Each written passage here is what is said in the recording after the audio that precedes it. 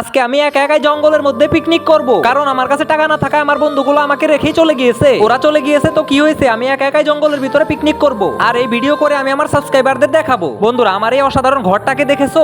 এটা আমার এক চাইনিজ বন্ধু আমাকে গিফট করেছে। এই ঘরটা হাওয়ার মাধ্যমে ফুলানো যায় এবং এটার মধ্যে হাওয়া ভরে দিলে একদম ঘরের মতোই হয়ে যায়। আর এটার মধ্যে একটা বেডও আছে যেটাও হাওয়ার মাধ্যমে ফুলানো যায়। যাক, আমার বেডটা তো ফুলানো শেষ আর বাইরে অনেক জোরে বৃষ্টি নেমে পড়েছে। এখন তাড়াতাড়ি করে শোয়ার জায়গাটা রেডি করতে হবে, তারপর খাওয়া দাওয়ার জন্য কিছু একটা রান্না করতে হবে। এই প্রচন্ড বৃষ্টির মধ্যে পিকনিক করার মজাই আলাদা। তোমরা কারা কারা এই বৃষ্টির মধ্যে পিকনিক করতে পছন্দ করো অবশ্যই ভিডিওতে কমেন্ট করে জানাবে। বাইরের অবস্থা অনেক খারাপ, আমার জুতোগুলোকে ভিতরে নেই, না হলে আবার জুতাগুলো ভিজে নষ্ট হয়ে যাবে। আর আমার এই টেবিলটাকে হাওয়া দিয়ে ফুলিয়ে নেই, কারণ এটার মধ্যে আমি রান্না করব। আমি রান্না করার জন্য বেশি কিছু তো নিয়ে আসতে পারিনি। এখন এখানে বসে বসে চাই খাওয়া যাক। চা খাওয়ার জন্য সবার আগে আমার গ্যাসের চুলাটা রেডি করে ফেলি। বন্ধুরা দেখছো বাইরে কতটা বৃষ্টি নেমে পড়েছে, আর এই বৃষ্টির মৌসুম আমার অনেক ভালো লাগে। তোমাদের কার কার বৃষ্টি ভালো লাগে অবশ্যই কমেন্ট করে জানাও। তার আগে এই ছবিটাকে যদি তোমার সুন্দর মনে হয় অবশ্যই ভিডিওতে একটা লাইক করে দিও।